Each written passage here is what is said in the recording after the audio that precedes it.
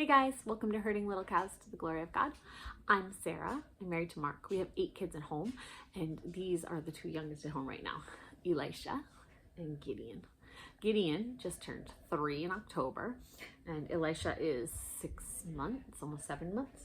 And I had some questions recently because I did a video on like a routine. We don't do a schedule in our house like based on hours, but we do a routine. And so, hi. I just wanted to share, I had some people asking how to do the routine when you only have little kids in the house, which at one point, believe it or not, I had only little kids. Well, I never had truly just little kids because I married Mark when he had a 6-year-old. We were together before that, but by the time we got married, Nathaniel was 6. And so I always had one older-ish child in the house. But the first couple of years we were married, he was in school. And then before I had all of my children, we used to do foster care. So at one point we had a 14-year-old, 9-ish, and 2-ish. At one point we had a 9-year-old, a 4-year-old, 2-year-old, and 1-year-old. And at one point we had, let me think of their ages, 17, 10, 9, 7, 3, and 1. So I've had a variety of ranges of ages of kids that weren't just my own kids in the household. So I have had to do this before. And along with that, like when I had the 4 and 1-year-old foster children in the house, Virginia was 2, maybe 3, I'm trying to remember exact dates, but I was pregnant at the time. And so, having to get the rest you need and all of that. So I figured while I'm dealing with 2 of the little ones, I would do this video on our routines during that time. I don't remember exactly what I did with all of them, but I thought I'd give you some ideas of what we did. When I have just littles in the house, or if for some reason, like right now, if you watched our routine video, my husband is home full time because he has a disability. But when we had all those kids that I just mentioned, my husband was working, and so he was gone from the house while I took care of those children. Also, we now have a 17-year-old and a 14-year-old in the house, but there are days that things are going on and I have more of the younger kids to myself. So I still do have days of that. I know it doesn't look that way by these videos that you're watching, but we have those days where I have to not rely on, like right now I get people dressed in the morning. I put, I bring one at a time into the bedroom, and my husband and the older kids are out there to make sure people aren't being a problem. But when I had all little ones, we moved as a blob around the house. Because if your children are with you, 1, you can invest in them, talking to them, having them help you with your work, like so that they're staying entertained and they're learning skills. But also that means that they're not ruining things around the house. So you don't have to go up behind them cleaning up messes, where if you say, oh, I'm going to work in the kitchen, you guys just free play around the house, you then have 20 minutes or more worth of work to clean up the messes, unless you're getting them involved. So how I would run a routine if I had just little ones in the house. And when I'm saying little ones, I am thinking my kids right now that are 5, 3, the 5-year-old out there because they're doing a craft, but 5, 3, and 7 months. So what I would do is when we get up in the morning, all the kids come running into my room. So I would have them all run into here. You need to lay down, okay? We need to obey mommy. Yes, mommy? Thank you. You can be right there. He wants you to know that he's right there. Yep. So I would have my 5 and 3-year-old come into my room. The baby sleeps with me in here, so he'd already be here.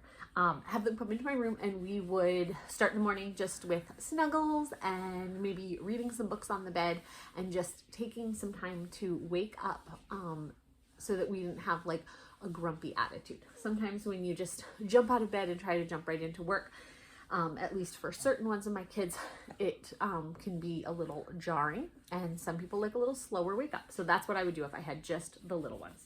Again, this is not my reality right now. This is just how I would make it work. Again, over the time of having those different groups of kids, my husband had different jobs, different hours. And so I did have some times where I was getting up with kids where he was already out the door. So I had to do the morning routine by myself. And we had other times in our life where he worked late and I had to do the bedtime routine. So I'm going to say this schedule as if I am the only adult in the house with a 5, 3, and baby. So I would have them come in my room. We would snuggle and read books. We would then get up and change diapers and get people dressed. In our home, we are very careful with modesty, and only those who need to see you in an undressed state see you in an undressed state. So I would have the 5-year-old get himself dressed in our room. We have an attached bathroom. So that's what I would do, is I'd send him to the attached bathroom, have him close the door and get himself dressed. And then I would change the 3-year-old with whatever he needed help with out here. And that would keep them separate. And then I would have them sit on the floor on the other side of my bed and just look at a book while I changed this guy. That's how I would do that.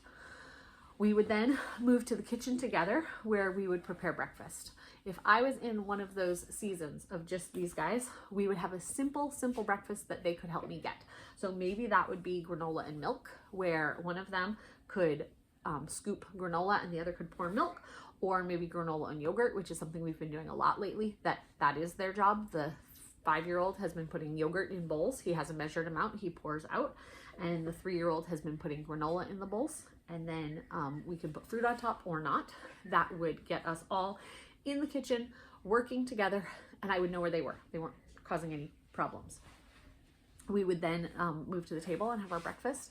And a lot of times we do educational things around the table. If I had just these little ones, I might read a story. We're gonna lay down. Yes, mommy. I might read a story, or I might, put on some worship music to listen to while we were eating breakfast, just talking to them. After breakfast, we would move back to the kitchen. I would have the boys, because those are all boys at that age in my house, we would have them help me clean off the table, and we would walk to the kitchen, and I would let them play on the floor of the kitchen while I washed the dishes. Again, if you're making a very simple breakfast, there's not a whole lot of dishes to wash. And I baby wear, so this guy would go in an ergo or a sling on me.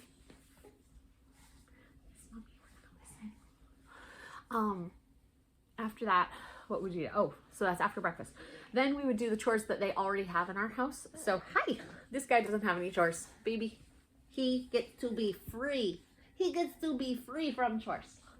The 3-year-old, his job is to go around and collect the trash cans, the little trash cans that we have in different rooms, and bring them to the big kitchen trash can and throw them away. And I would have my 5-year-old grab the laundry. That's his job. Collect the laundry from the rooms and bring it to the laundry room. We would then all go to the laundry room and wash laundry together. Then throughout the day, if I needed to change things, I would have them come with me so that we could change stuff from the washer to the dryer. After that, I would just set up a routine. Again, I don't put hours on things because for our family, for me, it is stressful to feel like I'm behind. So after we did those things, we would move to probably doing some type of Bible lesson.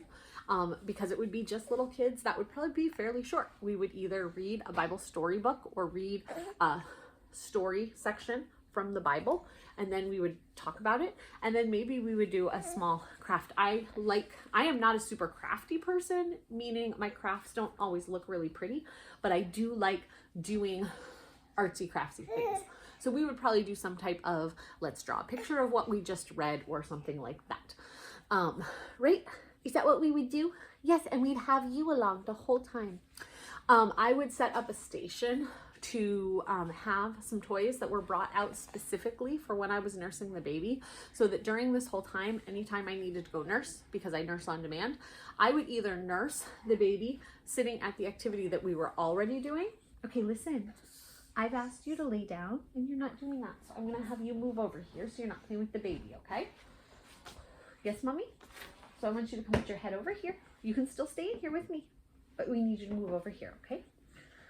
Nope, you're gonna put your head over here. Don't move the pillow. You move yourself. So, nope, I'm gonna show you real life mothering. This is what happens when you need to make sure that you win your battles. And if that means that I need to turn off the camera so that I can deal with him over talking to the camera, that's what I'm gonna do. But I also want you guys to see that you don't always need to walk away from the other things you need to do to show that, yes, this is how it's going to be. So anyway, he's going to lay down here with his feet behind me, and you're not going to push on the baby, okay? Or on me. There we go. So what? You don't need to cry. You don't need to cry. You want to look? You want to look that way? Hello. So he likes cameras. I mean, he likes mirrors, so he thinks he's on a mirror. So what we would do is we would probably do a Bible story and then some type of small craft or activity that goes with that. So maybe we'd sing some songs about the story or find some music we could listen to that's related to it, or like I said, drawing a picture or something. After that, we would probably move into some type of physical activity to get energy out. Because we live in Maine and it is cold, I am talking about this season. If it was warm out, we would go outside and just have free play where they could run around, maybe play on their scooter, bikes, whatever is accessible to them. And I would put the baby in the stroller and we would walk. But being in Maine this time of year, it is not as easy to get out. I have trouble on ice because of my Charcot-Marie tooth. And so the activity I would do would probably be inside to make sure that we all stayed safe and that I wasn't taking them out on icy conditions. So we would probably do a follow the leader type game. So here I'm gonna march. Oh, I'm going to clap my hands. I'm going to jump, and have them follow me. We might do a like move around the house.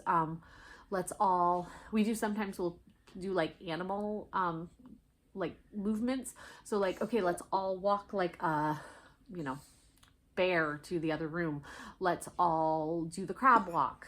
Let's all hop like a bunny. And we'd probably do something like that around the house.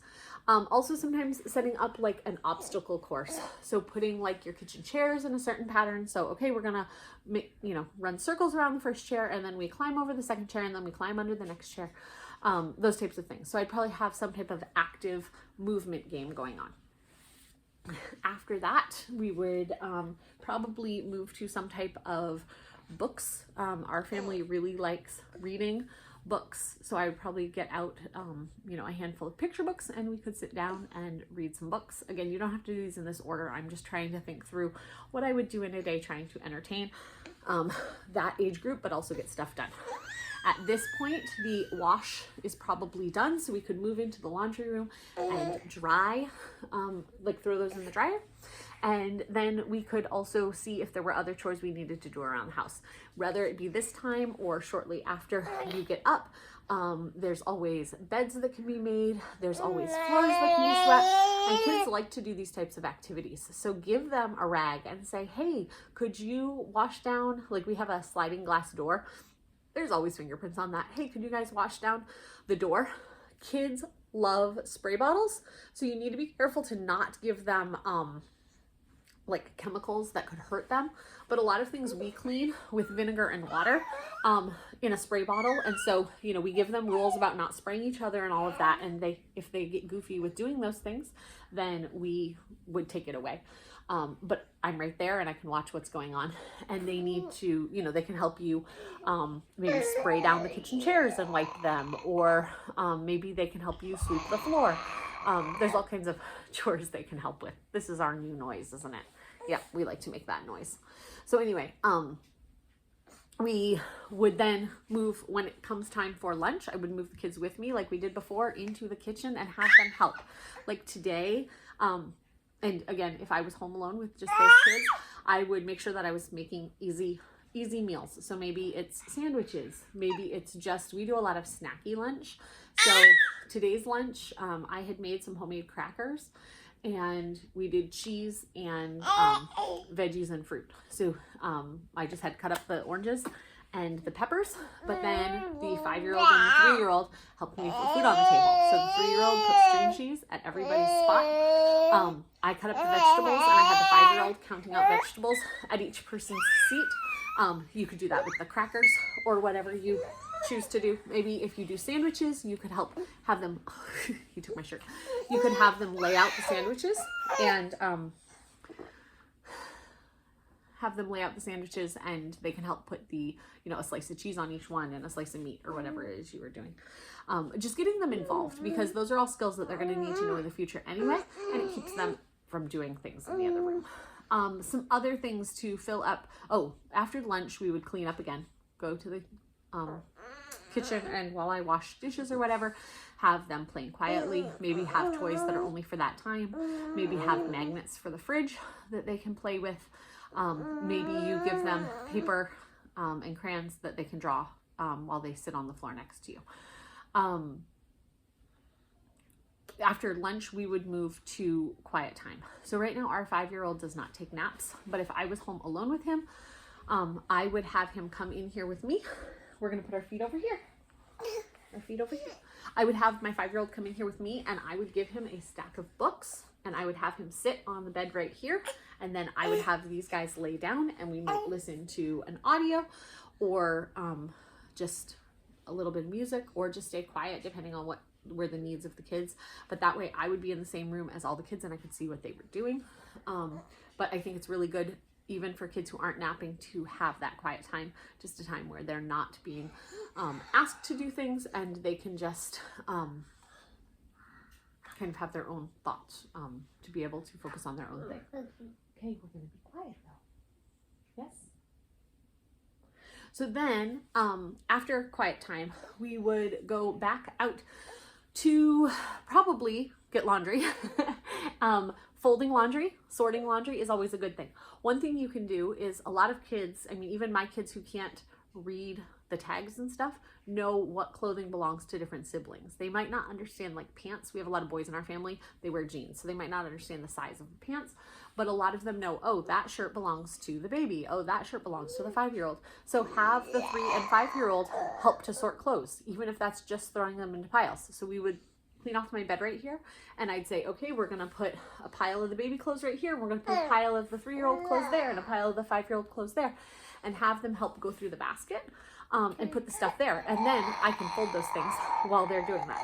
Sorting socks is also a good thing, putting the right color socks together or the right size socks together, and so they can be part of that with you.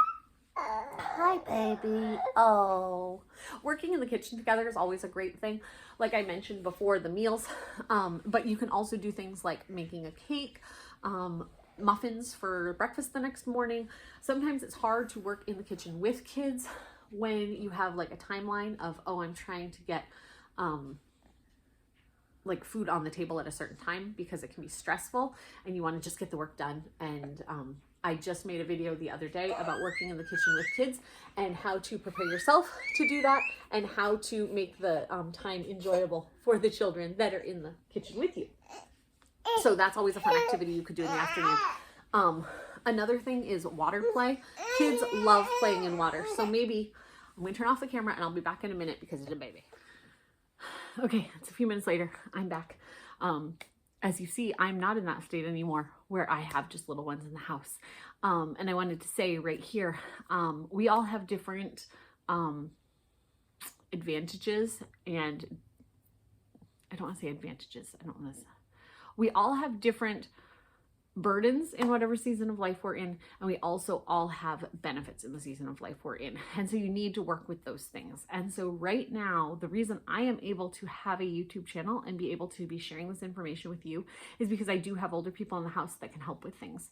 If my reality was having just little ones in the house, I would not be able to put out videos the way that I do and share the things that I have done in the past, because I would be fully engulfed in those little years that the baby needs me and I just need to turn the video off.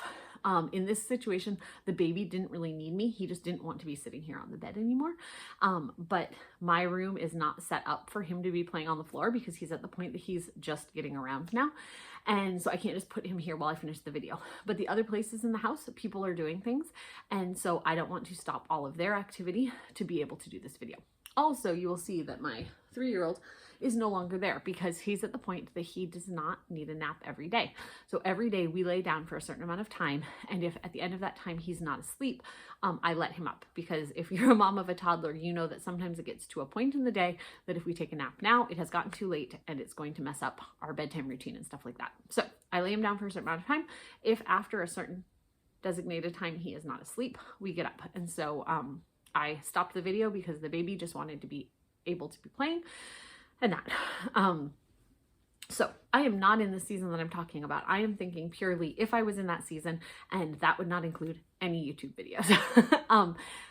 I would probably be watching YouTube videos though for encouragement. So these different things that I've been talking about, maybe that is one thing that I do. If I'm in here getting the 3-year-old down for bed, I will sometimes watch YouTube videos or listen to podcasts and like for nap time.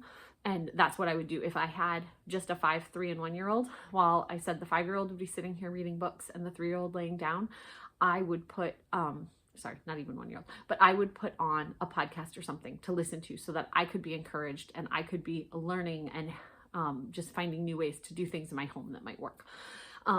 But again, your home does not need to look like anyone else's home. And so while I'm doing this video, I am not saying that the way that I did things or would do things is the right way. I'm trying to share ideas that might work in your situation. So where was I? I would have a special spot set apart for when I was nursing the baby. We go to this place and you have special activities to do while I'm nursing the baby. Otherwise, I'd be nursing the baby either in the sling, like baby carrier, or I'd be nursing the baby during the activities we were doing. So if we were already sitting down and reading books and the baby wanted to nurse, I would just nurse there while I was reading the books. But I'm saying if there was a different part that it was like, okay, we need something different to do and the baby needs to nurse, we're gonna move to this area that has special toys just for that. Also, when I had all those little ones, especially when I was pregnant and I was really tired, you know, pregnant with the next one, you have that pregnancy tired. I also had a room in our house that was baby proofed. It was the baby's bedroom, like the bedroom that the youngest child was sleeping in outside of my bedroom. And we kept that baby proofed. So no Legos were allowed in that room. Because again, I did have an older child during this time. He wasn't super, at that time, I didn't understand the importance of asking him to help with littles, not help with them, but like, I never really asked him like, hey, can you play with this little one? That type of thing. And that was on me, not on him. So I would do things different there. But again, if I just had the 5, 3, and 1, I would have a room that was baby proofed, that I could put a baby gate up and I could even lay on the floor and rest, or lay on the bed and rest or whatever, and know that the children in the room were safe. Again, I wouldn't totally like, hey, you guys just play in here and I'm going to go do something else, because you never know what the 5-year-old's going to do to the little one, even just accidentally playing with toys or whatever. But being able to have a place where I could just sit down and not worry that they were possibly eating something or getting into something they shouldn't be. So I think I was saying at the end when the baby was crying, water play is always a good thing. So get out, you know, maybe the plastic animals that you have and get a bin of warm soapy water, get a bin of rinse water, put it out on a towel on the ground and let them scrub their toys and then rinse them off and, you know, do that. Maybe have, put them in the bathtub, depending on what you do there, putting them in the bathtub to play, even if that's just in their clothes with buckets of water so that if they spill, it's not making a big mess. Another thing that we do, because I have trouble getting outside in the ice and snow, is we bring snow inside. So we'll get a big bin and fill it with snow and bring it in. I'll just go outside the back door, fill the bucket with snow, bring it in, and then the kids can sit on the floor and play in the snow. And I'm not trying to keep them safe in those icy conditions that just wouldn't be safe for me. And so I'm hoping that this helps someone else who wouldn't be able to go out and make sure their child is okay in those. Or maybe you're somebody who lives somewhere where you don't really have a yard you can play in, but you could collect snow maybe on your balcony or something and take it inside. We just set out a big towel, put the thing on there and let them play. And then when we're done, we just go pour the snow back outside or down the bathtub. So those are all things we would do.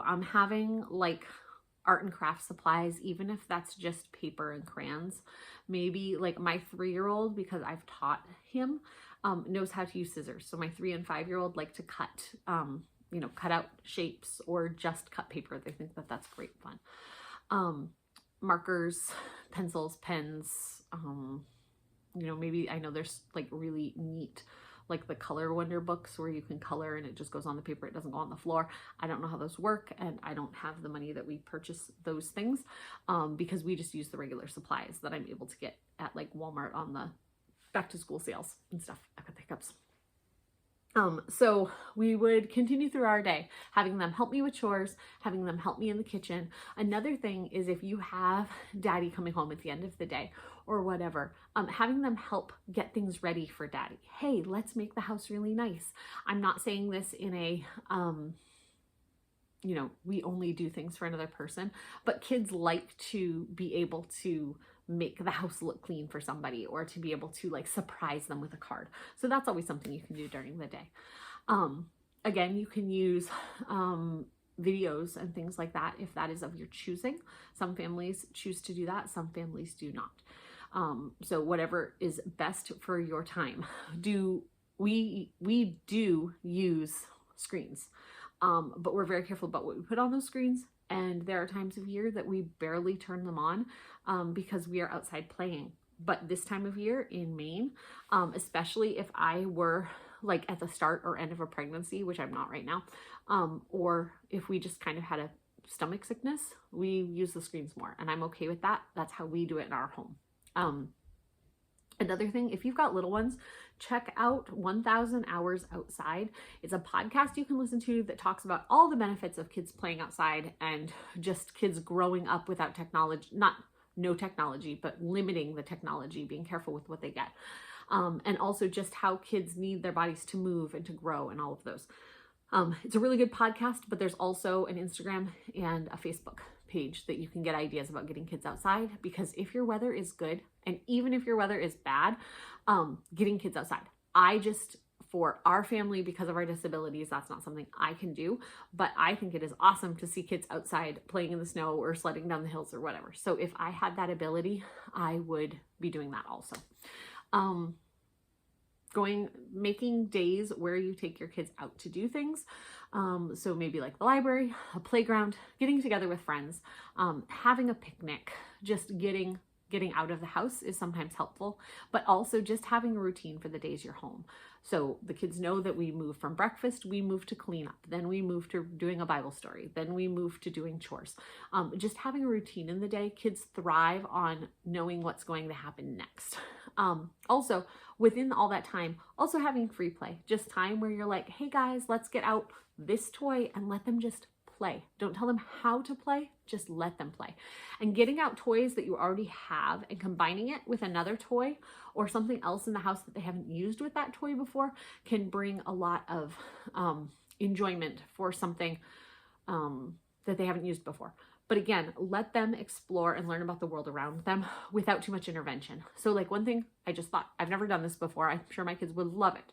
We have Magna-Tiles. They're actually Picasa tiles because they're cheaper, but we have those, and my kids love to use them, but sometimes they've used them a lot and they get a little boring. So get out your farm animals and have them build a little farm or zoo for the animals, or use them on your fridge. Your fridge is magnetic, so use them on the fridge. Maybe it's combining a toy you already have, like Legos, with Play-Doh and doing some type of activity.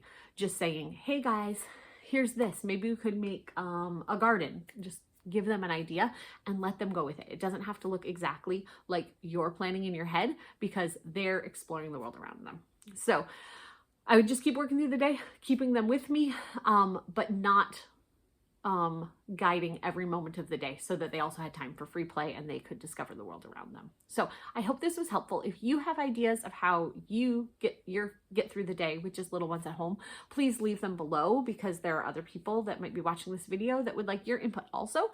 And if you have more questions on like a specific time of the day that's hard for you, or just you have a specific about your situation, feel free to leave a comment here, or you can find me on Facebook at Sarah Cowperthwaite, or you can write to our email, which is cowperthwaitefamily@gmail.com. If you found this helpful, please like and share this video. We will see you guys next time on Herding Little Cows to the Glory of God. Bye.